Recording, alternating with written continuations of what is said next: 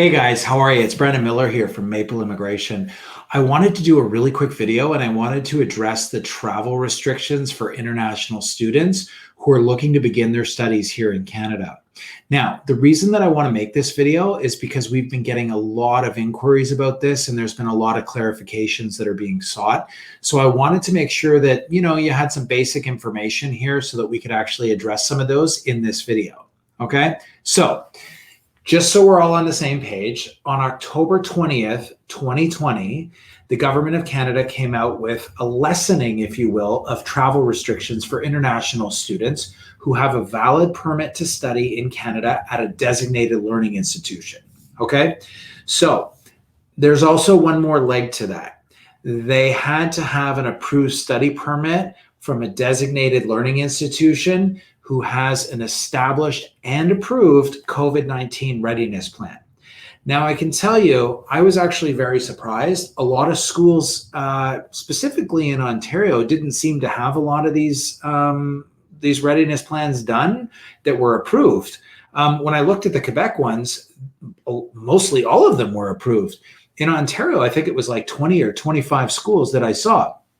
I was absolutely shocked at that because what was surprising to me is that a lot of schools, they want the international students here. They want to bring people back in, and international students play such an important role to the overall mosaic of the school. I was surprised at that. So anyways, I would strongly suggest that you check that. We'll post the link below so that you're aware of that. But again, this is what you need to know. So to be able to enter Canada, you need to have a valid study permit at a DLI with an approved and established COVID-19 readiness plan. Now, this change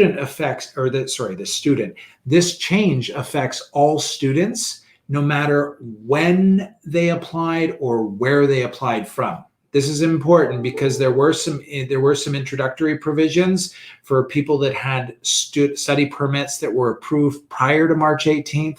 So all of that has gone away now, or anyways, all of that has been replaced with this new provision.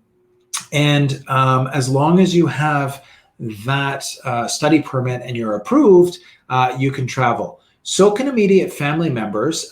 They also may be able to accompany the student as long as it's non-optional and non-discretionary travel. So what does that mean? So if you're coming here with somebody who has a spousal open work permit, or you're bringing your kids on a study visa or a visitor record, they should be able to travel with you. Now, again, this should be treated on a case-by-case basis. You want to make sure that this is all worked into your quarantine plan. And I just want to talk about that for a minute. So one of the necessary elements that you're going to have is you're going to have an approved quarantine plan. Now, this is for all the public health measures that are in place. You want to make sure that this document is very complete. I can tell you from firsthand knowledge that the public health officials are not messing around on this. And the reason I can say that is last week I had a call from the public health authority at the airport with one of my clients that was arriving. I'll tell you what, I was on the call for about 10 minutes and they were going through that plan like line by line, and they were asking a lot of questions. And they basically said, listen, we're going to follow up on this plan. We're probably going to send somebody out to make sure that this plan is being followed. And they were not messing around. Now, these fines there's fines that are in place, and the amount of follow-up that's being done, I was actually a little surprised by my conversation there. But again, luckily for my client, everything was intended to be followed and it was pretty well done.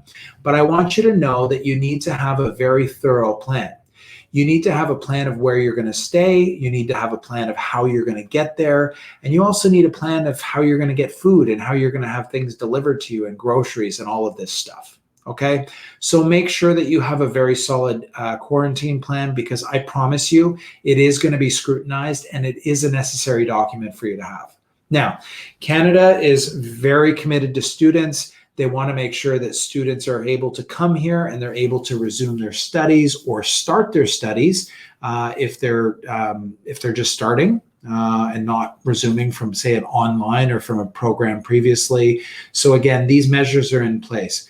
Make sure that you check them out. If you have any questions, please feel free to reach out to us. We can surely help you out with that. And again, please turn on your notifications, hit subscribe, and again, reach out to us. We're more than happy to help. So everybody here at Maple Immigration is committed to providing some of the best information that we can and tailor solutions for our clients and people that need help. All right. Hope you're well. Thanks. Take care, guys.